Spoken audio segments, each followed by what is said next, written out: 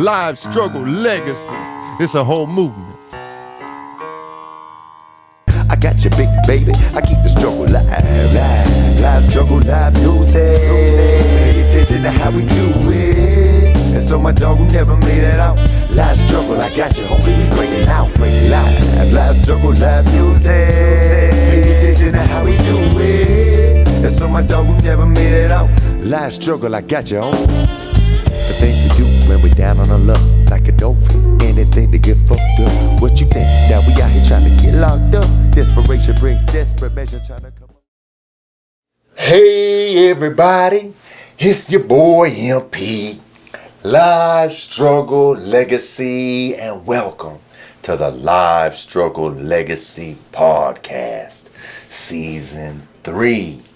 Now, real quick, if you haven't already done so, please make sure you hit that subscribe button, hit that like button, drop a comment, start a conversation. If you have a question for our guest, drop it in the comment section. If you're listening on a streaming platform, please make sure you hit that follow button, save us, download, rate us. And if you're looking to promote your business, holler at me because we're looking for sponsors. Okay, here we go. I got a very special guest in the house today. Big accolades. I'm really excited to give this man his flowers today. None other than Alix Dontfraid, a.k.a. HDMI. The engineer, the one and only. Welcome to the show, brother. Welcome to the show. Appreciate you. So, real quick, I'm just going to tell a quick story about how we know each other. And if you want to tell a quick story about how your like first impression of me or whatever, it's all good. We love stories. The audience loves stories. Absolutely. I love stories. You know what I mean? Yeah, So HDMI is the in-house engineer here at Benton Media Lounge where we record this podcast. Shout out Angel Soto. This is how I met HDMI, and you know, I met a couple of engineers, all real good people, real good vibes. But HDMI and I clicked, and at first, we're just talking, chopping it up, and then I finally got to work with this man, right? And this is where I really want to give him his flowers, because if you know me, I've been doing music a really long time. I've worked with a lot of engineers. I got a lot of homies that are engineers. I got long-term relationships with engineers and great engineers. But I'll tell you what, my voice is a little bit different, right? It's really hard. Like most people do stick with their template, you know, they high pass, you know, and all this. And now with a voice like mine, the quality of my voice is a little bit different. It's a little bit lower. And so people tend to thin it out, which it loses its sauce, so to speak, right?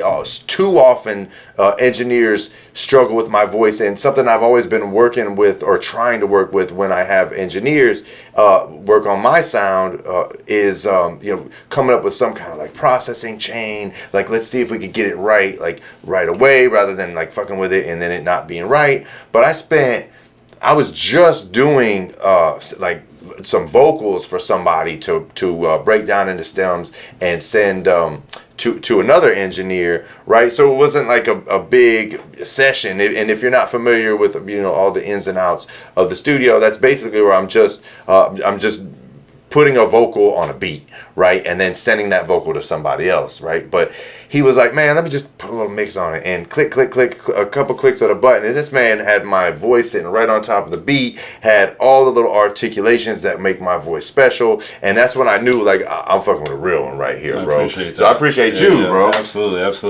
Yeah, no, yeah. So I don't know if you want to share, like, of your first impression of me coming and seeing me doing the podcast every week and you in and out. Right. So, I had just gotten to Benton, and coincidentally, I noticed I keep seeing this dude every week. Like, I'm like, what's he doing, Angel? He's like, oh, he's got a podcast that he does every Thursday. I was like, oh, okay.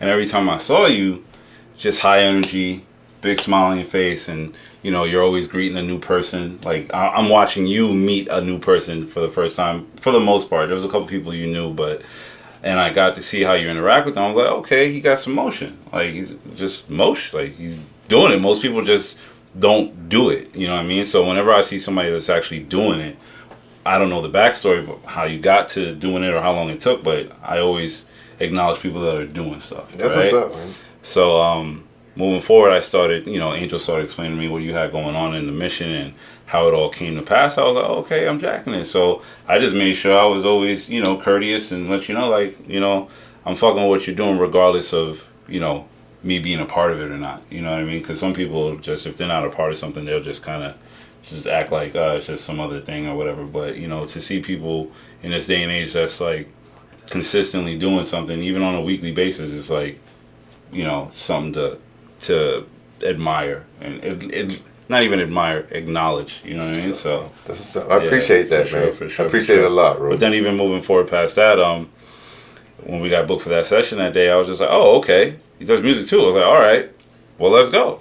And then to speak on what you were saying, as far as getting the timbre of your voice and stuff like that, it's like you said, a lot of guys have their set template or whatnot for, their cookie cutter thing. But when you speak with someone on a regular basis, or like, even though I was seeing you once a week, I know what you sound like. Like, I know what you sound like even now, fast forward, I know what you sound like on the phone, I know what you sound like in person. So when we get to record, I had a little bit of a advantage because I already knew what I would probably have to do getting into it, as opposed to just like, you just booked and walked in, I just met you, and in 20 minutes I got to figure out, how to accent your voice, or really, what's the word?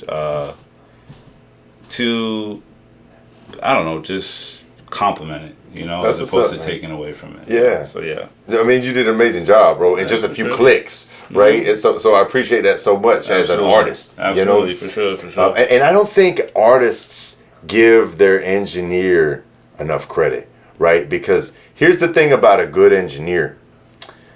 I was going to wait till deeper into the podcast to dive into this, but let's just dive in, man. For sure. So it's like, man, if you're an artist out there and your engineer is making you sound good, it's one thing if they're not making you sound good. You better make sure that your takes are good, right? And you give them something to work with. But if you have an engineer and your engineer is making you sound good or great, man, you better appreciate that engineer, because without that engineer, I mean, a raw vocal isn't a whole lot. I mean, you listen to some of these superstars that you think are just this incredible talent, and you hear their butt naked verse and it just sounds like an average person singing in the shower, right? So it's the engineer that makes these things come to life, right? They make the vocal come to life, the track come to life, and gives these songs a lot of that energy that make it so magnetic and make it into what could essentially or potentially be a hit, right? So give your engineers your flowers. That said, this is a more than 10 times platinum sound engineer right now. And I'm not going to tell your story. I'm going to let you do it. But, don't be humble, bro. Tell us your life struggle, man. Tell us about yourself, however deep you want to go. You know what I mean? This is your platform tonight. I want you to tell the people who you are, what you do, where you come from, man. For sure. Well, first and foremost, I'm a child of an immigrant. If I was to kind of sum it up, my background, Dominican, Cuban, and Haitian. I was born in New York, Brooklyn, New York. My mom immigrated here when she was 17 years old in the middle of winter.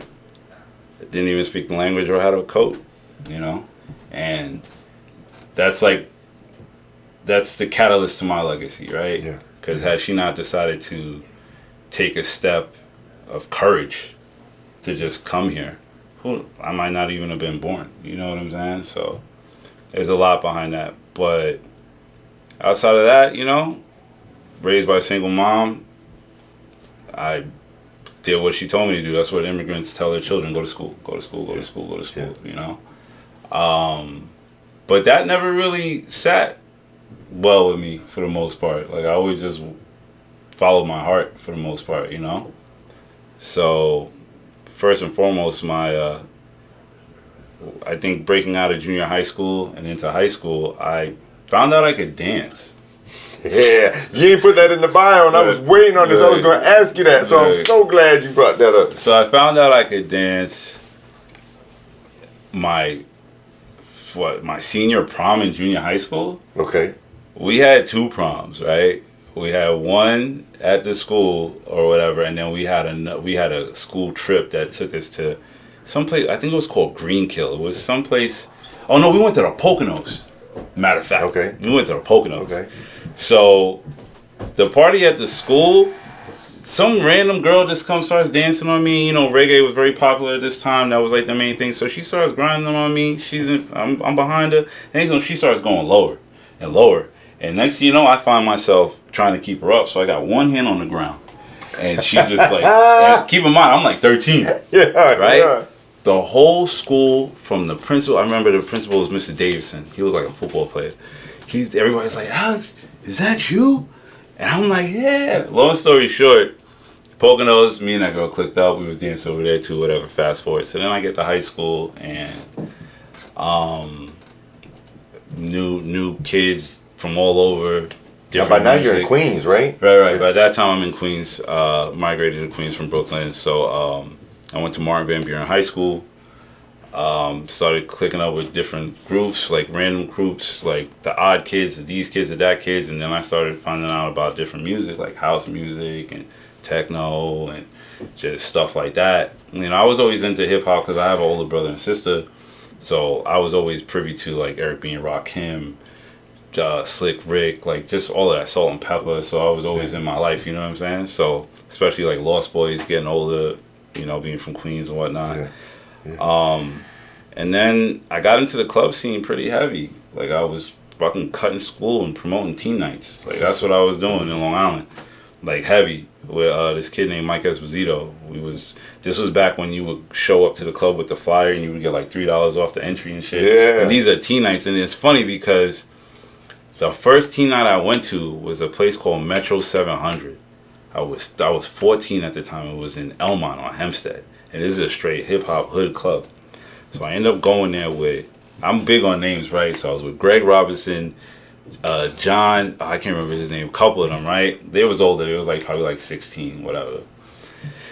And we go to the club, we get in, and they go out because they want to go smoke. So we go out, and we're on the corner. Why the boys pull up? And everybody got a ticket for something. I had to go to court, right? Damn.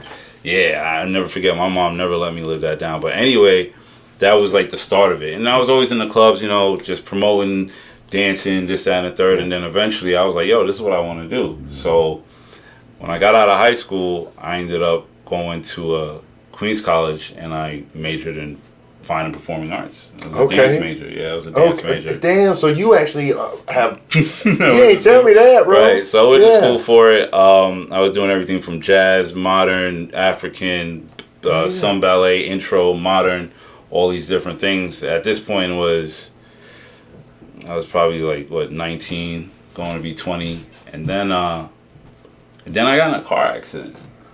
I had the flyest Honda Civic in Queens, bro. Listen to me. I had a Honda Civic CRX. Those were badass, bro. My homie had one. I love those. Bro, my CRX didn't even look like a CRX no more, bro. It was something else. I modded it. I had S2000 taillights, Acura Integra front end, welded, Nissan Silvia headlights shipped from Japan, like next shit, bro. I put like 30,000 in that car. I wasn't even 20 yet because I was kind of doing my thing however I could, right? But the funny thing is, before all that, it was like I had this thing. I just wanted to learn how to to get money, right? Because I had a neighbor that had snakes, a whole bunch of snakes, a Native American dude named Anthony. And one day one of his snakes got out. They lived across the street from us. And I found a dead snake on the side of the curb, in like the sand by the curb. And I was like, what is this? And he seen me when I found it. It was a black rat snake. He invited me over to his house. He had 2 kids and a big Japanese Akita named Ninja. I love Akitas. So those are badass dogs, yeah. Ninja was cool as shit. And for some reason, he could tell what the color blue was. And I always used to wear blue as my favorite color. So dog jumps on me, pounces on me, starts licking my shirt.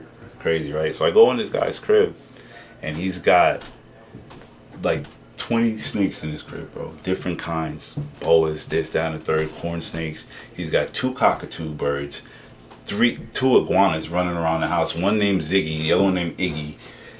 A cat, a daughter, Got a zoo in that. Right. And they in an apartment, bro. Like a 2-bedroom apartment in Queens, bro, in Queens Village. Crazy, but I was hooked at that point. I go home, I ask my mom for a snake. She was like, hell no, not in my house. So as time passed, a year or two, I think I'm like 14, 15, right? It comes in my head, I'm like, you know what? If I had my own money, I wouldn't have to ask my mom. So even though we know that's not true, right? Because I'm living in her house, right? Yeah. So that summer, I was supposed to go to summer school. Bro, I end up not telling her about summer school. I get my working papers, and I end up working for the summer youth program. So I went and I did that. My first paycheck was like $190. I'll never forget, I had to go uptown to Harlem to go get my check from this school. I come back to Queens to Jamaica. I get off on Parsons, and I walk to this check cashing place. It was on Merrick and Jamaica. I go cash my check, and I find this rinky-dink pet shop on it was like Indian dudes that ran it. And $110, I got a tank, a ball python, and everything I needed, and I brought it to the crib. Snuck it in the house. I had it in my closet. I had it in my closet for successfully like a month before my mom found it. She's bad. She was putting my laundry away. Oh, she beat me, right? And I called her, and she seen it, and she lost her shit. But here's the thing. Everybody was too scared to touch the snake to get it out the crib, so I just ended up with a snake. Well, if you don't want to take it out. Right. That's how that went. So I ended up with that. But then, fast forward. So I'm in college. I end up getting in a car accident in that Civic. Little girl was driving her dad's truck, made a left right in me, fucking white lights out. Come to find out, I broke my femur. Unconscious? Yeah, I was knocked out for a hot little second. And I got out. When I went to climb out the car, my boy Kenny was with me. He was in the passenger seat. I couldn't, the freaking steering wheel was like over here, bro. Like, that's how hard that she hit me in a truck, like a big pickup truck. I tried to climb out the window. When I got halfway out, bro, worst pain in my life. I couldn't get out. So I was... That's the bone along the side of the thigh, right? Yeah. So I was hanging out the window, holding myself up. People start rushing and running over. They're like, yo, were you like this, or did you end up like this? That I was like, no, I'm trying to get there. Like, bro, just stay like that. They're holding me there. They're talking. I'm fucking cursing. I'm talking shit because I'm like, look at my fucking car. Bitch hit me. I'm losing my shit, right? And then I'm like, yo, Kenny, make sure you get my book bag because I have my laptop and all my stuff. And the dude goes, and I never forget, this dude was like superhero. He was like, book bag, give it to me. It was a North Face backpack, so he grabs it and wedges it underneath me. So I'm resting on the backpack, right? The ambulance come.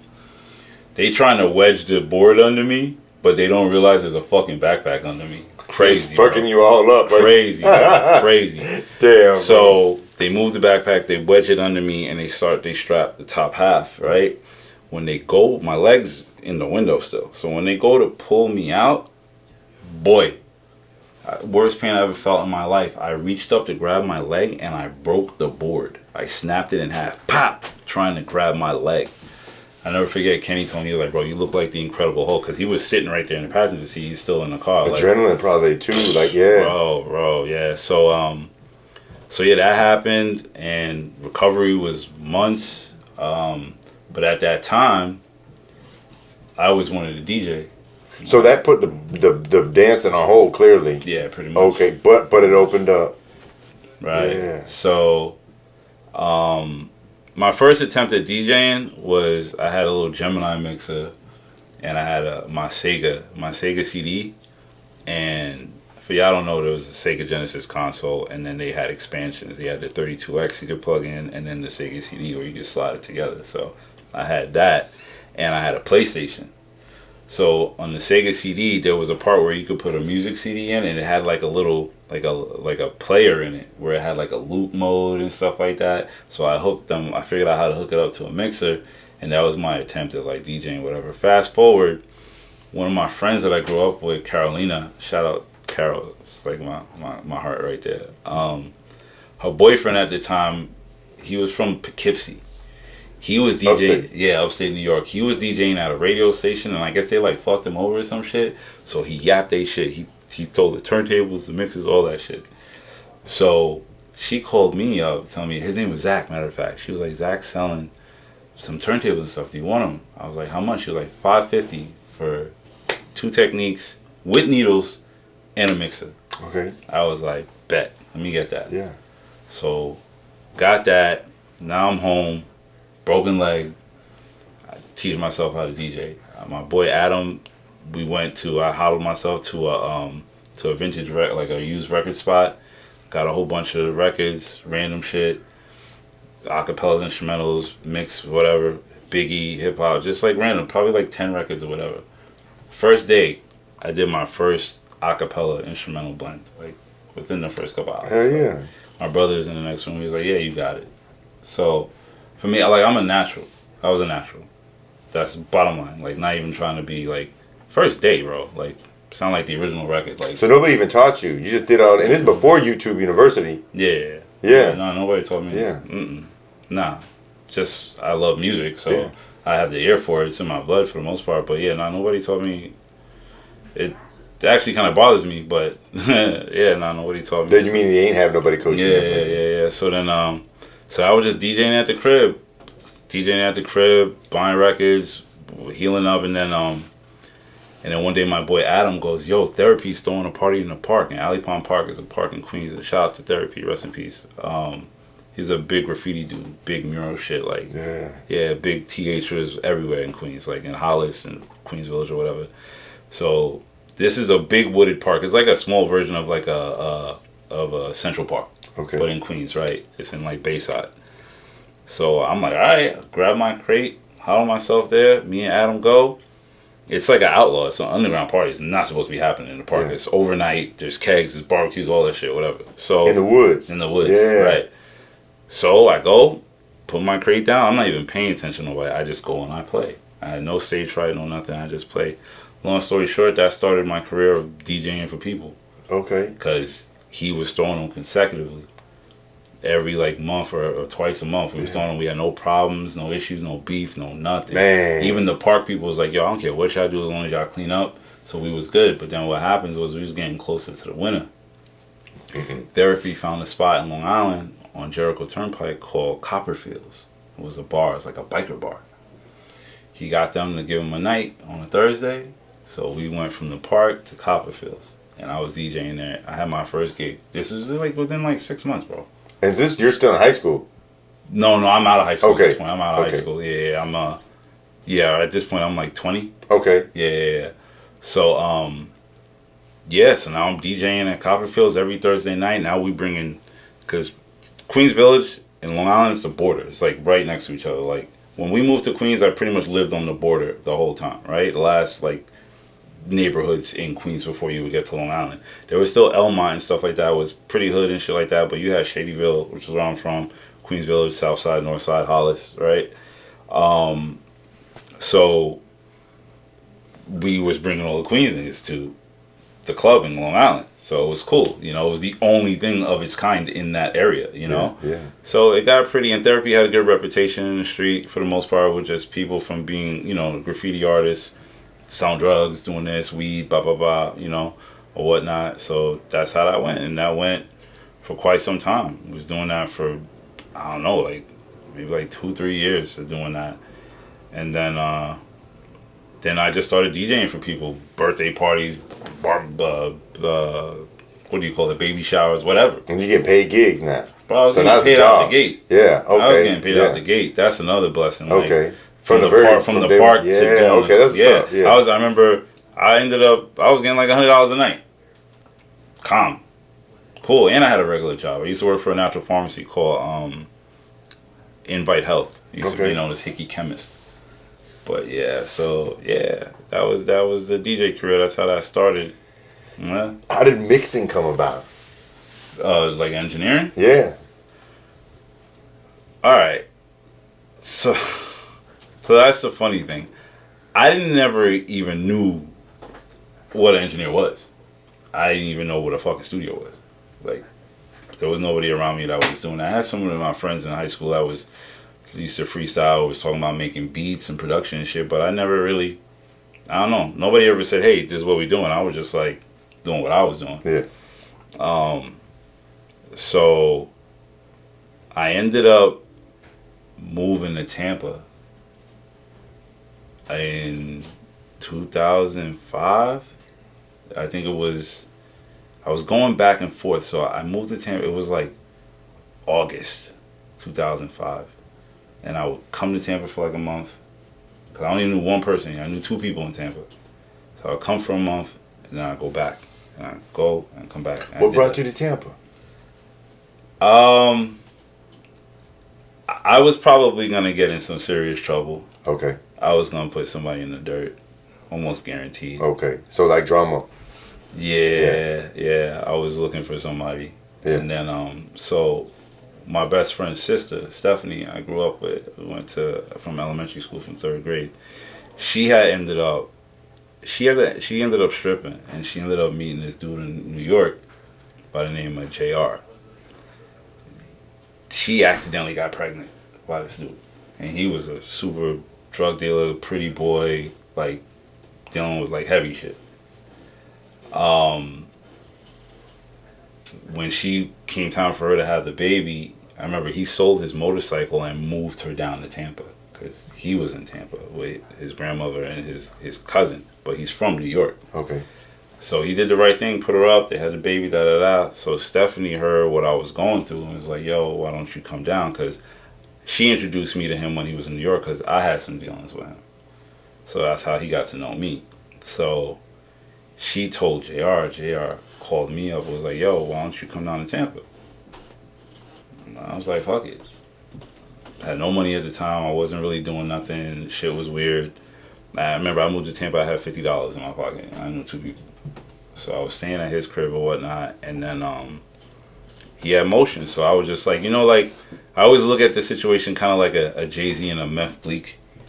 Like, I was just like his little bro, and he was the big homie, you know what I'm saying, showing me how to do shit. I'd ride around with him, and at the end of the night, he just throw me like 50, throw me 100, just ride with him. You already know what time it is, right? So, so that's how I ended up in Tampa. And the last trip back and forth, there was this kid that I used to hang out with. He said he wanted to come, and he had a truck. So I packed up all my shit, my turntables, my records, my this, even my fucking baby blanket my mom made me. I never should have brought that shit. That shit's gone now. But anyway, that's when my mom was like, oh, he's leaving. And keep in mind, like, I be going through shit on my own because I've been alone my whole life for the most part. Because we moved around a lot when I was a kid. So from Brooklyn to Queens to this and that, every time I make friends, we leaving because my mom was renting my whole life. So something would come up and then we got to move. So every time we moved, I lost connections with everybody because back then there's no phones, there's no social media, like, you know what I'm saying? So that was that. So for me, like, the one constant thing is I always end up being like the outsider in a group of people that already existed. Feel me? So I didn't realize it at the time, but that's just why I am how I am and how I could do things that the average person really can't or think they can't do, right? So when it comes to being in Tampa and this, it's just like, all right, I'm like, fuck it, I'm here. Yeah. Kind of, it's funny, I said it to H, my shout outs to H, my boy H, I was like, yo, I was kind of lost when I came. He was like, nah, you was looking for something. Because I would say, when I tell the story, I'm like, yeah, I had $50. I was really lost. Nobody could tell me what was I doing? I was doing whatever. Yeah. At that point. Yeah. So, long story short, my boy JR, he had went out of town, right? So, and I'm mixy. I'm in town and country at the time. Okay. So I'm mixy. I'm meeting people, whatever. So I decided to throw a party at the crib. And you weren't DJing here. You were just doing whatever. They were just in my room just for me to DJ. I didn't even bring them with the thought of DJing. But when you throw the party, did you DJ? Of course. Yeah, of course, yeah. Okay. So the people pulled up. So random people I didn't even know showed up. And then there was this one kid named AMP pulls up. He was like, yo, I'm with a group. We just opened up for Rick Ross at the Underground. Right? And keep in mind, I don't know about none of this shit. Yeah, that's where I was hanging around that time. And we're looking for a DJ. I was like, bet. So he's like, we got a studio not too far from here, but I'm suspended from the group. So I'm going to introduce you to somebody else. Yeah, AMP was suspended because he used to be doing some next shit. The group was not weird, was on some real next shit, right? So, all right, boom. JR takes me to their studio. It's like a week or two, not even. So a week or so later, AMP tells me I'm gonna introduce you to my boy in the group, our producer. His name is J.O. So I'll never forget this, right? I had an Infinity, it was JR's Infinity, a Q45, right? I was driving in town and country, I was going, I don't know where I went, but I was coming back up Webb Road, and there's this weird road on the side that swivels, that takes you to Sheldon. It's like the little cut. Mm-hmm. So there's this car that comes from this way, I'm at the stop sign, right? And I'm going this way. I stop and let them go. And I'm fucking looking at this fucking car, bro, and I'm like, what the fuck is that? It's a big silver fucking car with these big black fucking rims. Like, I was like, what the hell is that? Right? Come to find out, it was a silver, older Buick Regal with silver with these big black rims, whatever. The next day, I'm supposed to meet AMP and J.O. at the crib, right? I left, and I think I went to go see somebody. And then when I get back, they're there before me. And the fucking same car is parked in front of the crib. I was like, nigga, it's the same car I saw yesterday. Okay, so J.O. comes out. He's an Asian kid, right? He's Korean. So he probably, I'm like, yo, bro, I just seen your shit yesterday. All right, we got a little story, whatever. So we come inside. We're in the crib chilling. J.O. was pretty much coming to just see me DJ or whatever. We ended up kicking it, getting a little fucked up, whatever. He's like, all right, yeah, you're good. Because J.O. was like, I don't fucking know what I'm doing. He really don't know what the fuck is going on at this point, right? So they invite me to the studio, whatever. I'm like auditioning. So I play records. I play music. Oh yeah, you can DJ. Cool, you're our DJ now. But they ain't had shit for me to DJ. But they had a studio. Oh. It was the first time I was in a studio. Yeah. Cool. So I start coming back, and J.O. shows me Pro Tools, and he opens the computer up. I was like, oh shit, that's what sound looks like? That's what like the vocal, that's the how waveforms. The waveforms? Yeah. I was like, oh shit. Yeah. I was hooked. It's cool as fuck when you first see it. And super intimidating when you first touch it, ain't it, man? Right. Well, kinda, because to backtrack a little bit, I had built my first computer because I wanted to record my DJ sets. Yeah. And I didn't know how to build a computer. So I called this kid named Mike Camisa. It was the nerdiest kid I knew. And he was like, oh, you need this, that, and this, and here's the best brands or whatever. So I went on newegg.com, I ordered all this shit. All the parts come, I piece it together, I build a fucking computer. Sick in audio interface where I could plug in, and my cousin shows up with 2 programs. He shows up with Cakewalk and Cool Edit. And Fruity Loops. I installed Cakewalk. I was like, nah, I don't like this. I installed Cool Edit. I was like, yeah, this is it. And I think partially I was privy to it because it was the scheme of it. It was blue. That's my favorite color. It was like royal blue. So okay. I just got hooked. So that's that. So fast forward, whatever he's showing me Pro Tools, I'm like, in my head, I'm already a computer guy. I already know what's up, even though I didn't get my first laptop until I was like 19 years old. Like, I was way older. Everybody else, I remember we used to cut school to go to this kid named Danny Purdue's crib just to go on the computer and shit or whatever. So yeah, so fast forward, we ended up moving from that location to across, like in the same industrial thing, but to a bigger suite. And fucking, I learned how to use Pro Tools, bro. Okay. Like, self-taught. Like, there was people that showed me stuff. I can't, like, place it. I remember I tried to give my boy J.O. the credit. Like, bro, you know, you really got me started. Like, bro, I just showed you how to open the program. You did all the other stuff. So I'm like, that's valid. Okay. You know what I'm saying? Yeah. So that's how that started. And so pretty much I became an engineer when I moved to Tampa. Okay. Right. So when did you, like, really start cooking? When did you start, you know, getting serious and deciding, like, okay, this is what I'm doing? So while with the group, I recorded one of the most historical records in Florida history. It's called Miss All the Way Live. Yeah. Yeah, I saw that. I'm like, what? Yeah. Drunker Than a Bitch off Uncle Paul on one of our studio nights. Yeah. I didn't even know what Uncle Paul was until I got here. Paul Masson. Yeah, Paul Masson. That's what I think that was like everybody started with. At least down here. Yeah, the equivalent in New York would be in New York would be the equivalent would be E and J. E and J. I had both. It was are we doing Paul or are we doing E and J? Uncle Paul. You're gonna be calling Earl later. Yeah. But anyway, so recorded that. You know, I was engineering our stuff. I was our in-house engineer. Worked out. We had put out a couple records before that didn't really hit, putting money behind it and all that, but All the Way Live, I swear to God, that record, we didn't even put half the money into promoting that shit, and it just took off. I remember that joint. People were using it like for everything. Took Using that off, background. bro. Yeah. Took off. We shot videos. We did street, but we used to do regular street team shit, like some real guerrilla street team shit, like handing out the CDs, the strippers, this, that, and the third, because we knew all the strippers, because I knew all their brothers and shit. There was all the Hollywood nights. Like, nigga, we used to go to Hollywood just to play fucking spades and dominoes. Like, we was like in there, like, just like, that was like our home away from home. That was like, you know, your neighborhood bar. Well, that was our neighborhood Yeah, bro. bar. But believe it or not, bro, that was my spot. Mm-hmm. That was my, and you know what I really fuck with about Hollywood? The DJs there would fuck with my music, bro. DJ Red. I'd shoot them a dub, and they play whatever I had going on. You know what I mean? Right. Yeah. DJ Red, and that was an interesting time in my life. But yeah, fast forward that, I was running our studio. I was living out of our studio. It got to a certain point to where I was homeless. And I was with the group, and I was literally living out of the studio. Now that joint, All the Way Live, was that a platinum joint? Did it go platinum? I mean, here's the thing. We toured off of that record. Okay. That was when Beyonce had like Single Ladies, and yeah, Rihanna had the Live Your Life. Bro, we topped the charts on all the radio stations. Was that 05? That.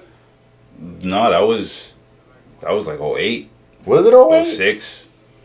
07, 08. Okay. Until, 07, 08. Because I was gone in 08. Yeah, it was around that time. Yeah, okay. Yeah. Whenever Single Ladies was out, because we was beating that on it had to be 07, bro. Yeah, okay, so maybe it was 07, yeah. Into for me, it was before that, because we started in the street, and then it took on, you know, and the radio station, I remember DJ Eakin and all of them, Strizzo, Lil Key, that was shout out Striz. Yeah, all of them was jacking it. And at that time, I was recording all our features. Now I was recording Tampa Tony, okay, Tom G, yeah, Tay Bay, yeah. Like, I recorded. I'm the most not the most, but I'm so Tampa, New York. It's not even funny, bro. Because I was blessed to be with the group, to get with a group of individuals that had a purpose and intent, and we were moving upward. If it wasn't about progress, we didn't have time for it. Yeah. You feel me? So I could have got with a whole nother situation that could have led me down to some next shit, you know? Yeah, I know all about that. Yeah, we was in the don't get me wrong, we was in the trenches, in the mixes with a lot of stuff, but we had purpose, you know? Yes. All the bread went back to the music and this and that, whatever. So fast forward, All the Way Live, this and that, I had left and went back to New York because I was really struggling. And I went back because JR had moved back, and he was working for a construction company's Italian dudes in Brooklyn. So he got me a job with them. I started as like a laborer, and then these Italian dudes realized I had half a brain. I had my own crew. Okay. I went from making $10 to $25 in the first 3 months. Okay, yeah. They gave me a crew to back charge all the subcontractors when they fucked up a unit, and I would bring my crew in and we would finish it because I knew what a finished unit would be. So I did that for a while, stacked my bread up, and then I came back. At that time, All the Way Live was really going, and then we went on tour. We went all over to all Florida, Atlanta, or everywhere, just everywhere or whatnot. So that's when I finally got to start DJing for them, because I was so you weren't DJing in the beginning, you were signing. There was nothing. Yeah, there was nothing. And then when on the tour, you got to really shine. I was the DJ. Yeah. We was doing all the shows, we were rehearsing, blah blah blah. I remember 112, we tore that up. All these clubs, we was doing it for the most part. So yeah, fast forward that, I became an engineer based off of that and really took it seriously. And then things kind of went to the left again when you don't have purpose, and then I ended up in the streets and doing some street shit and really getting to this bread and doing this and doing that. And then I was like, fuck this, I'm going back to school. Yeah. So I quit all that and I went to school for engineering. I went to the International Academy of Design and Technology in Town and Country, right? In Tampa. Went there, and it's funny because I live in the same place right now that I live now when I went to school then. I did that, and everybody was like, why are you going to school for? I was like, well, because I wanted a confirmation that I knew what I thought I knew. So I was going to school, already had a hit record, right? At the time, my first couple weeks, I found this flyer. It said, Next Level Gaming Recording. Oh, and keep in mind, when I left Tampa and came back, the group had shut down the studio. Oh, So there was no studio. I was like, damn. It kind of bummed me out because I had came for New Year's Eve, and that's when Soldier was like, yo, you should come back, and da-da-da-da. And then next, before I got back, he shut the studio down. I was like, damn. But anyway, so while I'm in school, I find this flyer, hit the dude up. The guy's name was Reggie. He had just opened up a studio and a barbershop and like a gaming lounge off of, I think it was off of Fowler and 50th. Okay. Suitcase City? What, Fowler? Yeah, Fowler and 50th or 56th. Right where there was Dunn's River Island. There was a Jamaican spot there. Like wherever Busch Garden starts, down on Bush, all the way up to get to Fowler is right there by the Yingling spot. Okay. The brewery or whatever. So I went there, interviewed with him. I told him about All the Way Live. He's like, sure, boom. So now I'm running the studio all over. Hell yeah, okay. So my whole path, one door closed, another one open. My whole path ends up being running studios. Yeah. I never interned for nobody. Technically, I kind of, you could say maybe I interned for the group. For the homie, J.O.? No, not even just J.O. Because it was J.O., A.M.P., Soldier. Soldier was the leader of the group. It was Soldier, State, and J.O. They were the top ones. So technically, that was my internship if you think about it. Because all our records and all our songs, like I wasn't getting paid. I was just recording. But then it got to a point to where I was allowed to book sessions and just get the money. At that time, I was doing like $30 an hour. You know what I mean? So all that happened, and then so now I'm in school and I'm running a studio, surrounded by a bunch of artists that go to school because they don't want to pay for studio time. So I wasn't jacking it. Niggas did not like me. Did you build some connections in school? Oh, well, that's where you met Reggie, right? From the flyer, but that was from the flyer. He wasn't in school, but he knew what he was doing. He was looking for marketing and this and that. He was looking for he knew what smart he was doing. Dude, bro. Definitely smart. Matter of fact, I might take a page out of that book. But so yeah, I was doing that. Even the group was coming to me to record. But at this point, we was recording everywhere. We was going to Brian at Deep, Pinky at Big 3. Okay. Shout outs to Pinky and Brian. Yeah. All that stuff for the most part, and then things just started.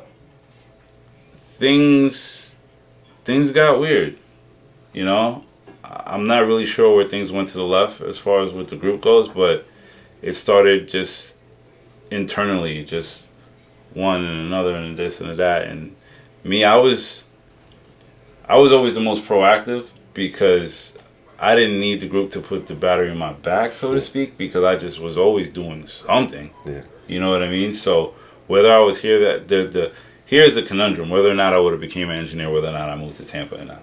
That's a question I will never know the answer to. You feel me? But that's why I have a lot of love for Tampa, because I became an engineer. Yeah. You know what I'm saying? You built a whole ass career. Right. So then, platinum. So now, school, this, that, and the third. I'm running the studio, and then it comes to the point to where it's like a spring break is coming, whatever. It's like the first year, and I'm like, I'm gonna go to New York, go visit my family and stuff like that. And while I'm up there, I'm gonna start looking for studios I might potentially intern for, because that was part of going to school. Like, you were getting credit for that, right? So I'm online. I'm at my mom's crib. I'm online. I'm googling studios, and I'm looking at their staff, and all the staff list says graduating student from Full Sail. Graduating student from Full Sail. I'm like, nigga, I'm in the wrong fucking school. Wow, so they were really, Full Sail was really plugging people. Pumping them out. Okay. Pumping them out. I didn't realize that, because I haven't heard great stories about. Yeah, it depends on what you're going there for, because at the end of the day, I'm going to tell you this right now, right? If you want to go to school for engineering, understand this. They're gonna sell you on the facility. They're going to show you their studios. They might leave out that you can't touch none of that shit till you're a senior, first of all, or a junior, number one.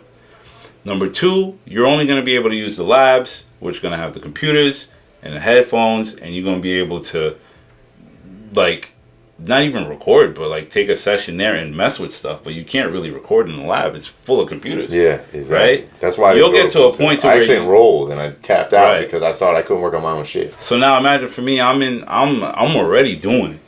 And I'm in school surrounded by a bunch of artists that don't want to pay for studio time. So they say, fuck it, I'm going to go to school and learn how to do it myself. And they get all these student loans and this. I'm like, yo, bro, you clogging up my classrooms. You could seriously just go work at Wendy's and save your check for the next 3 weeks and go buy an interface and a laptop. Now you like 30 grand in debt. 50. Just to, when I was going, it was right. 50. Just to go for get 1 semester, 1 year semester. It's a whole year semester. $50K. Right. Oh, but we give you a laptop. Crazy. I love that laptop they gave me. But anyway, so I get back to to Tampa from the spring break. I go to school. I get my program. I get my book money. Bro, I go to the bookstore. I buy an M-Box. I buy a Rode NT1A microphone. Okay. And I transfer out. Okay. I spent all that book money on stuff. They was tight. They knew what I was doing. And then I transferred to Full Sail. I did the hybrid program. Oh, you transferred. You were still enrolled in Tampa IABT, International. right. And you did a transfer. You were able to transfer credits and all that. That was a bit of a shit show. They but took some, but they That's took dope, bro, because I didn't think they would at all. Nah, they took some, but they wasn't taking them all. Because at Full Sail, you're getting a bachelor's in science. That's how they're accredited. Oh. You're getting an actual degree. That must be new, because they weren't doing that when I was out there. They were not accredited. They were at tech school. This was an elevated tech school. Right. This was 2010. Okay. Right. Yeah, I was already in Williamsburg, South Carolina. Gotcha. So I did the hybrid program. It was half on campus, half online. I kind of disassociated from everybody. Nobody knew what I was doing, because what happened was Reggie up in one day decided to just shut the studio down. He was doing these teen nights, bro. These teen nights was getting reckless, bro. Kids shooting in the parking lot. Yeah, one time the cops was like, yo, we found like 8 different calibers of guns in the parking lot. And when you're doing shit like that, you become a public nuisance, and they will shut your shit down. Yeah.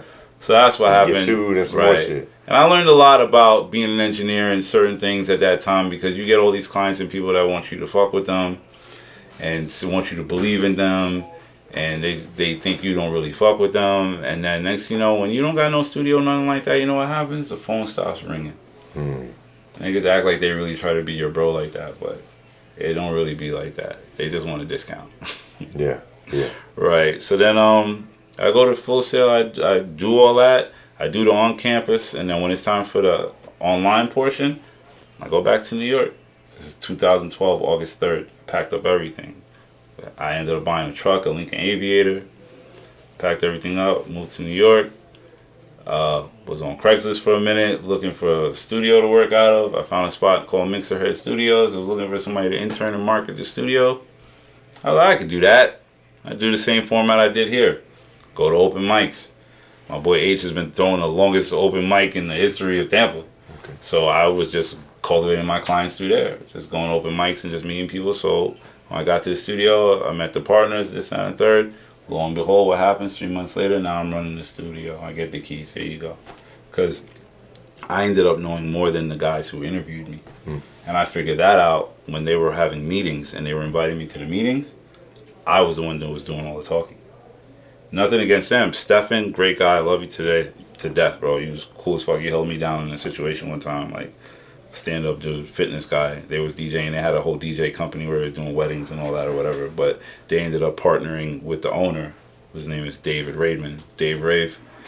And he fell in love with me, and we became partners to this day type shit. So, and then from then, that's when shit took off, bro. As soon as I got back to New York. Within the first 3 months, 4 months, I ended up getting that studio jumping, meeting people, and then I end up engineering for LL Cool J for like 2 months. What's up, man? What was that like? That was stressful, because that was my first situation in a big studio. And like a celebrity? Was that your first like big celebrity for the most part, yeah, that was the first one, yeah. And I got through him because I know Young Joey, who's Bimmy's nephew. Bimmy is LL Cool J's like A&R manager. Okay. So, and Bimmy's also Waka Flocka's uncle. Okay. So, Dev's Waka's mom, that's Bimmy's sister or whatnot. My homeboy's real close with his mom. Right. Yeah. Right. So, they ended up, what happened was the engineer that was engineering for LL Cool J was some dude from France. And they were working at a Platinum Sound studio, which is Jerry Wonder's studio. Jerry Wonder's Wyclef's cousin. Okay. So I ended up at the studio, and I see Joey. I didn't even get there because of Joey. I got there because of another Bimmy's mentee. What is the guy that you're mentoring? What is he called? Is a mentee or the pupil? The pupil. All right. So the dude that Bimmy was grooming ended up at Mixerhead with his client. He was managing, and then he called me one day to come to the studio to Manhattan. I come, and then there's Joey, and then Bimmy and this and that. Bimmy co-signs me. I mean, Joey co-signs me. So he's like, yeah, be at Platinum tomorrow, 3 p.m. Okay. I show up. I stop everything I'm doing. And now I get to the studio, and we're in Studio A. Big boy SSL, big console, $1 million studio. And I'm like, okay, I'm here. Nobody's there. I'm here by myself for like a good hour or two. Then Bimmy shows up. I'm sitting in front of the computer. I'm looking at the board, all intimidated and shit. And then Bimmy shows up. He's like, yo, all right, play the beats. I don't know what beats he's talking about. Oh, shit. But coincidentally, I brought a flash drive with a bunch of my boy J.O.'s beats who was with me. The homie J.O. with the silver car and the big black rims. Okay, right. Yeah. So I had that flash drive with me, so I plugged that in. I started playing J.O.'s beats. Yeah. The first beat I play, he's like, oh yeah, track that. We're gonna put Mano on there with LL, and we're gonna get Neo on the hook. Oh shit! That's what the first joint you played, right? Meant to be, bro. It's a shit, bro. It's just fire. I'll play it for you, right? So we're. What's the name of it? Can you send the people to They didn't put it out. I'll get to that, right? So now LL Cool J is working on the GOAT 2. That's what all this was about. They had the studio locked, like booked for months. I didn't meet LL for like a week. He never showed up, but Bimmy was having all the features pull up. So that's why I met Loaded Lux, Mano, Uncle Murda, Movado, reggae artist, and just a bunch of random people that they were cultivating to get on records, getting them ready for him. So when he pulls up, so boom. Now I'm recording all these guys. So now, okay, put L to the side. Now I just recorded Mano. Fuck with Mano. Hi Hater, Uncle Murda. Been fucking with Uncle Murda. And different singer-songwriters, people. There was this kid that said he was Michael Jackson's son. I was like, what? Kind of looked like him too, but it's weird. I can't remember his name. But anyway, so that was my first experience with that. That, you know what that situation taught me? It taught me working with the stars and all that's already souped up and they already got their shit sewed up. It ain't really all that. It wasn't really for me like that. Cause I remember Bimmy, I was doing some stuff and he was like, oh, what are you doing? Who told you to do that? I was like, I just thought he was like, oh, you're being creative. Nah, don't do that. Just do what I tell you to do. Yeah, see. Right. Yeah. So when he said that, I was like, oh, I was taken back for a second. And then I was just like, huh. I was like, I don't know if this is going to work out because I don't know how to not be creative. Yeah. He was like, no, just chill, just do what See, I fuck with you because you're creative. Like an artist like me, I want an engineer that knows how to produce. But that's I don't want just a push button engineer to clean and take orders. And that's just based on where you're at and where if you got shit sewed up. But Bimmy was the producer then, right? He was the executive. Yeah, so he's the one telling the engineer what to do. Yeah, that's a different. So now I got to be in a situation to where my role is actually as it's supposed to be. Because nowadays, the evolution of the engineer, it's like, there's like a hierarchy, right? It goes the executive producer, or A&R, or executive producer, A&R, the producer, then the artist, then the engineer. I'm supposed to be like a limo driver. Yeah. Turn left, turn right. Right. Well, and that's why I felt like it was important to talk about how important the engineer is and how the engineer does not get the credit. And what a lot of people don't realize, engineer ain't making royalties. Engineer ain't making, they don't get the status. It's work for hire. They just work for hire. So you might have worked on the biggest joint in the history of joints. And you only get paid for that studio time, right? And then nobody even half the time, right. most of the time, you don't even get your credit in the joint. Like because they shout out the producer. They can do whatever they want because it's at their discretion. Exactly. So that's the thing. So it's like the engineers' values have gone up because of that hierarchy that I spoke on disintegrating or being like not as like present. Yeah. Right? Yeah. Because now artists just get their beats from YouTube or this or that. Beat stars, wherever they get their beats, they show up to the studio. It's just them and the engineer. No input, no producers telling them how things should go, this, that, and the third. And now they're looking to me. Yeah. They're like, what do you think? That's how that goes, right? So there was a point in my career in the early stages where I was really getting juiced up off of making somebody that sound like shit sound fire. And that's why engineers don't get the credit, because y'all do that. Because we deserve it more now. But that the definition of the engineer hasn't necessarily fully changed with the times. Yeah. Because people don't even know what, I just told you, I was like 20-something. I didn't even know what an engineer existed. But I knew what a producer was. I knew what an artist was. Exactly. I knew what a manager was. I knew what a record label was. They think of an engineer like a dude like working for Florida Power. I mean, Duke Energy or some shit. You know what I mean? They just think a song just gets recorded on a mic and it just goes, that's it, right? So now, boom. So my experience being with that top tier situation showed me the hierarchy and me to just play my role. And it took me a little to assimilate to it, but I got to it.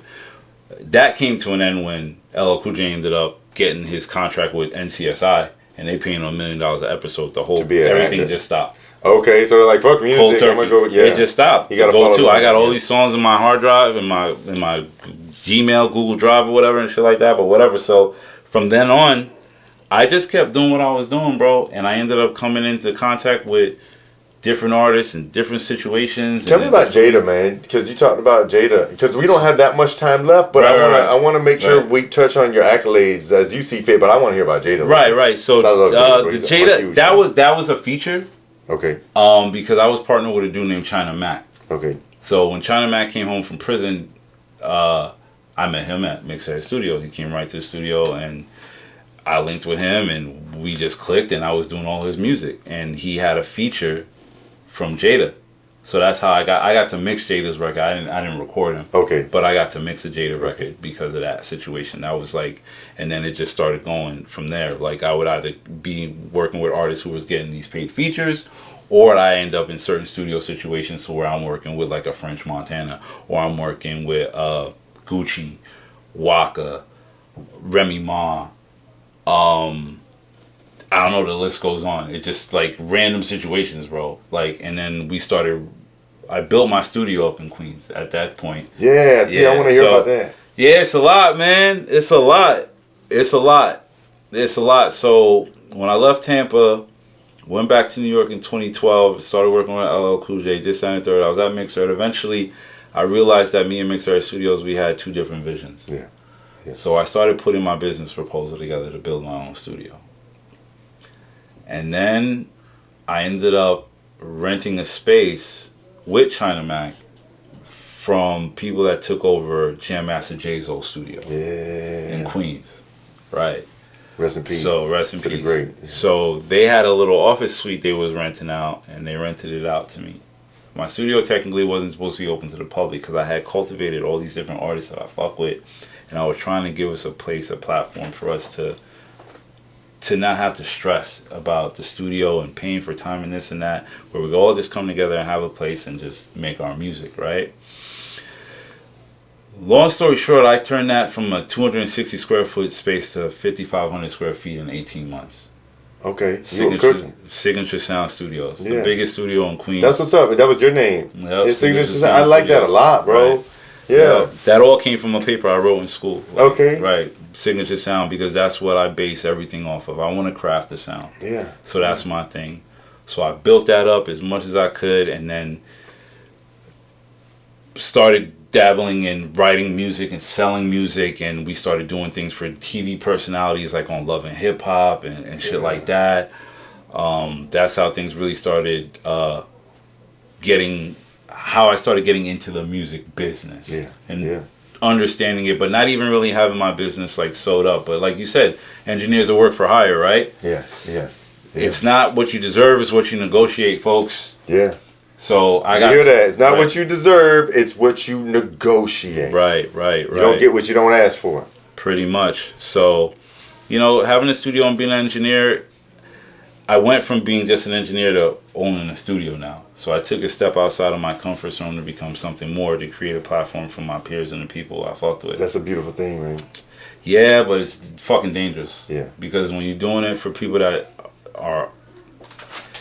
You can't just bless everybody with your blessings, because what'll end up happening is the universe will end up taking your blessings from you, is what I learned. Okay.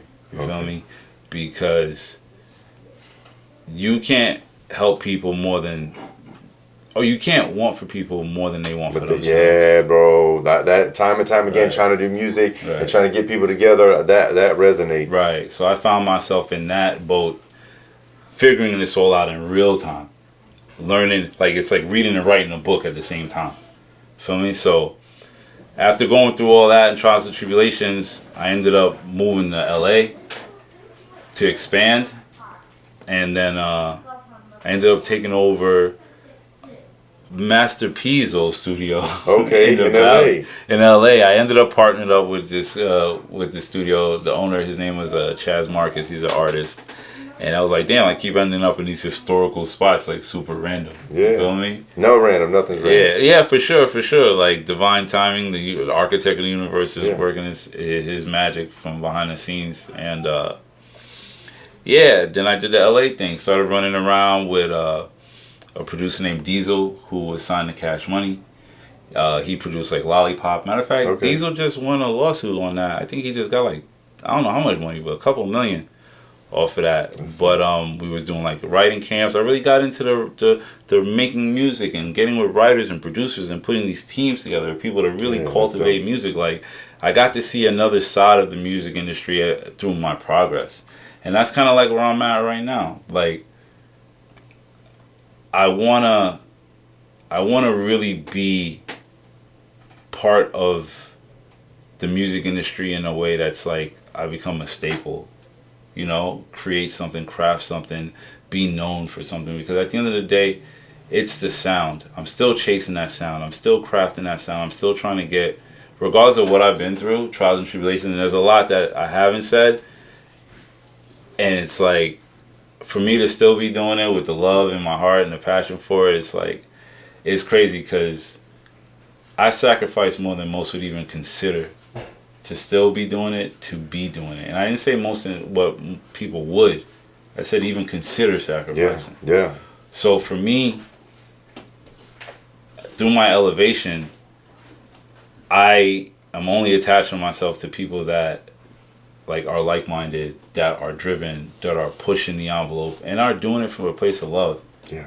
You know, and that really feel like the passion for it. But at the same time, they're not just in the clouds dreaming. Yeah. Thinking you could just make right, but there has to be a team effort. There's got to be the business. There's got to be so many elements. It's just like, it doesn't matter how good I mix, bro, if the other side is not done. Yeah, exactly. Because then it goes on what? You know, who does it get to? Who gets to hear it? It don't matter. Even if a couple people hear, but if they're not pushing, if you're not spending the same money, or at least double on the studio time and the video to promote the record, then what are we talking about?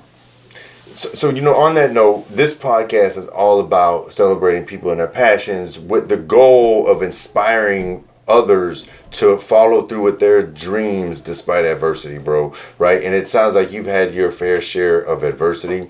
You know, I mean, we don't have that much time left on the show, but I want to make sure that with the time left that we have, that we talk about what you have to offer. Right? Any networking opportunities that you want to extend to people, any services that you want to extend or offer, right? And really just promote yourself and what you do to the people out here, man. You know what I mean? And plug you in with anybody that's interested in cooking with HDMI in any way, you know, form or fashion. Right. So first and foremost, I love being an engineer. I will be an engineer for the rest of my life. I will always mix and record records, even if I stop being open to the public and don't even record strangers, I'll record my son or something. Who knows? Yeah. Right? But I've evolved to a point to where I'm a vocal producer, executive producer, song arranger, mixing, dabbling in mastering.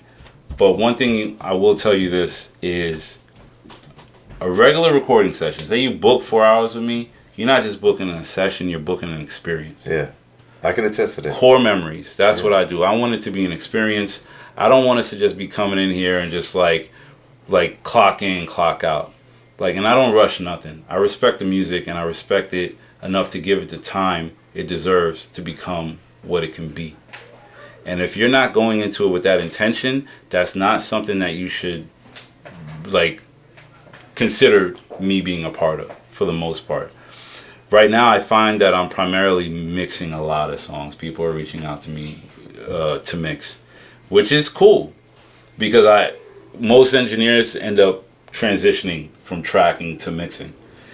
But I still love the recording process because I'm a vocal producer. Yeah. I teach people how to rap every day. So a lightweight vocal coach. Right. If not heavyweight. Well, not coach, but like You coached me up in that booth a little bit. Right. That's right. Exactly. So I'm producing it in that manner, and I love that. And I didn't even realize that was a position until I started like seeing other people do and excuse me, and on like reels and stuff and videos on Instagram and shit, people in studio that are vocal producers saying the same exact stuff that I tell people in the booth. Yeah. I was like, oh, I'm souped up. I've been doing this. Yeah. It's like I'm doing it without even knowing. You're natural, bro. You're natural.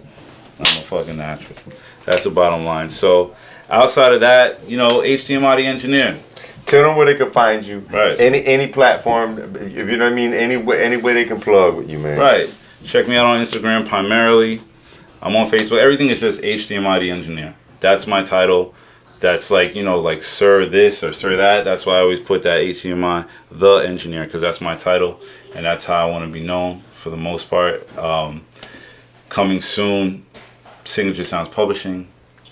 Yes. I'm going to be doing the songwriting and production thing very heavy. Yes. Sync licensing, TV, film. Yes. That's where I want to go. I'm trying to get on Avatar.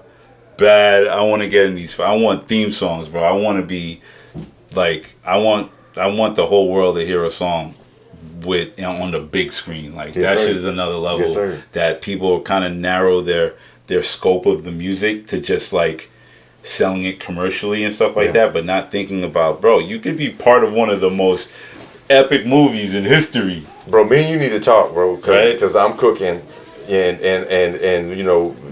See, we both started like, bro, like imagine being in like the Matrix or like you could have been in I don't know, freaking movies that haven't even come out yet. That's still on like video games, like God of War, like bro, let's go. And I think that's definitely a whole lane, and that's where you can actually make money. That streaming ain't doing it. Bro, music business changing. They cashing out crazy, number one. Yeah. And it's like, you ain't got to pay to market it. They're promoting it. They're doing all the extra work. They got the budget for that. So now you could focus on just making the music. And like, there's things you can do when you know movies are coming out. You can go look them up and find out and write music for it with intention. Exactly. And push the envelope and see, like, you think you a singer-songwriter? You think you write music? Bro. And stay creative. Right. And stay creative, not sterile. You know what I mean? So we're but that's about a wrap. But bro, I want to make sure that, because I know you got a lot of you got a lot of gems, bro. You know what I mean? You got a lot of jewels. And is there any closing remarks that you want to leave the people with? Any advice or just you know, anything you need to get off your chest? You know what I mean? Talk to the people, man. They're listening.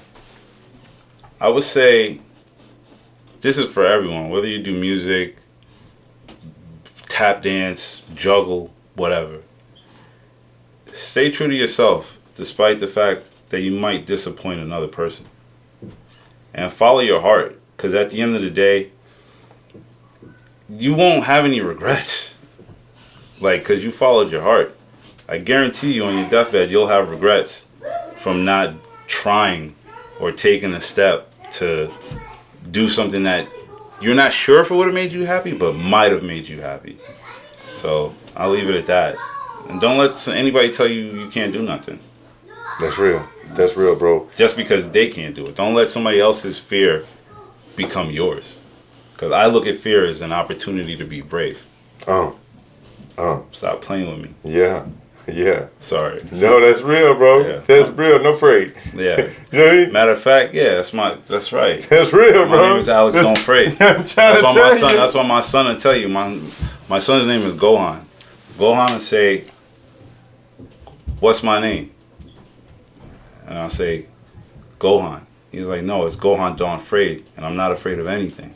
Yeah. And he figured that out at like 4 years old.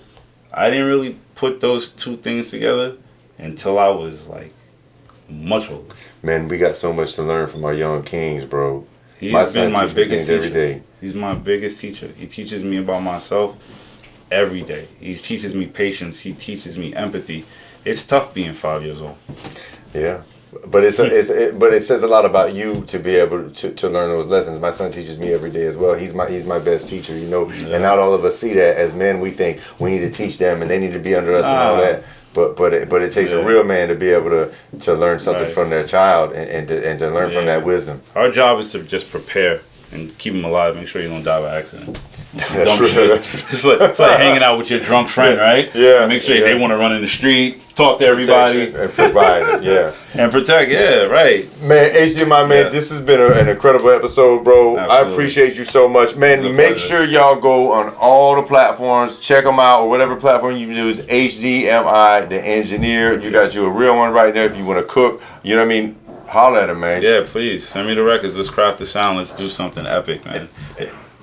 Yes, sir. Yeah, that's it. Thank you so much for blessing the platform, bro. Yes, pleasure, bro. Yes, sir. It's been a pleasure and an honor. It's Live Struggle Legacy and HDMI The Engineer. If you haven't already done so, please make sure you hit that subscribe button, hit that like button, hit that notification button. Start a conversation. You got some questions for HD, drop them in the comments section. If you're listening on a streaming platform, please make sure that you hit that follow button, save, download, rate us.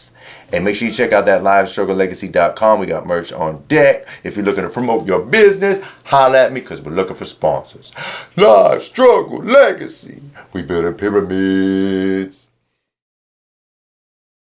At Autism Acceptance All-Stars, it's more than awareness, it's action.